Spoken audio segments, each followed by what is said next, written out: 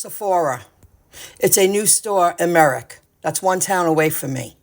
They are revitalizing the strip mall.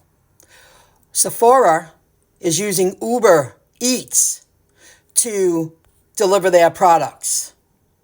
Now, I accepted this order. It said 17 and change. I took a chance.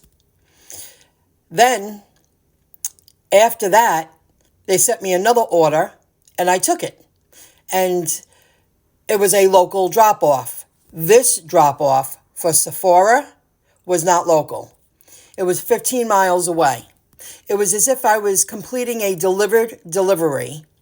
At least I was familiar with the area, but I would have not taken it if I knew the drop-off location. Why would I take it, not knowing the location of the drop-off?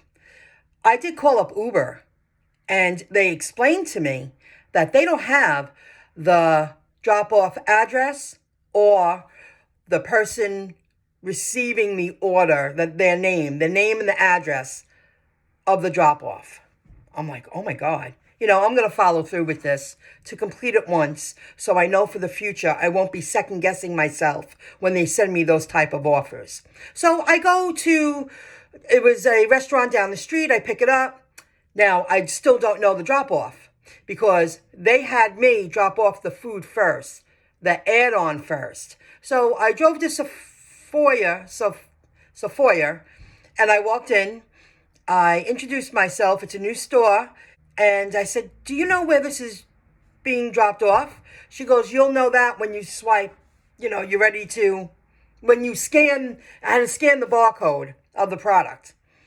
And I went, well, I won't because I'm dropping off food first. And then they have me dropping this off. And she said, no, I don't know where it's being dropped off. I said, well, what time do you close? She said 8:00. It was like 5 to 8. I said, well, maybe I'll be bringing this back tomorrow then. And I explained to her, and she didn't really care. No, you know what? She didn't care. So I dropped off the food. I swiped. I said, look at this shit. I knew this. What am I going to do here? Am I going to make a big stink, or am I going to take a chance with no traffic, listen to a couple of videos about the new monetary system in crypto and just suck it up and never do it again? I wanted to see what would happen if I had taken that. Now, if it was further than that, I would have called up Uber and said, I'm not delivering it. Give me a strike. I don't care. But because I was familiar, it was far. It ended up paying $25.67. Not the greatest pay for the mileage. If I hit traffic, that would have been horrible. So I got really lucky. But the store didn't know. Uber didn't know, but the store's using Uber Eats as a way to get their products delivered, but you don't know the destination until you scan the barcode of the products that you received it, and then you swipe, you're ready, you pick up as complete. Then you will see the address. Now I know. If that ever happens, if that ever happened again, I probably won't, I won't take them. Because how can they send an order out, an offer, and not tell the driver where the drop-off is? I saw the price. I showed you what they sent me. And when I called up Uber, they couldn't tell me the name or the address. And when I got to Safari, however you say it, they couldn't help me either until I swiped. But I couldn't swipe until I dropped off the add-on food first. So at least it paid over $25. I wouldn't do it again. They're squeezing in. Companies are using Uber Eats now, but you gotta tell us. I already knew what the outcome would be. And I'm explaining it to you right now. And that's how they're playing the game. And it's annoying because now you got someone like me that's going to say, I'm not even going to bother taking that. I'm not playing their little game. You got to tell me where, before I even accept the offer, you got to tell me where the drop-off is. You have to tell me how many miles I'm driving. You know, you just have to. You got to tell the driver. So now that's going to prevent me from taking those kind of offers. When I saw 17 and change, I said, go for it. I already know what the outcome's going to be, and I'm sharing the outcome with you right now. Isn't that ridiculous? You gig workers, I'm sure you agree with me.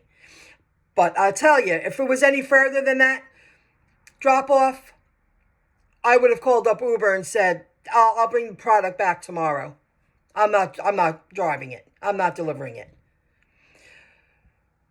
So that stinks that happens, because there would be so many more opportunities to deliver. But if they're not going to give you the drop-off location and tell you how many miles before you accept it, I'm not going to take those offers anymore. That stinks. And when I called Uber, I originally called Uber for two reasons. I needed to know what store I was picking up in that Merritt Common Mall.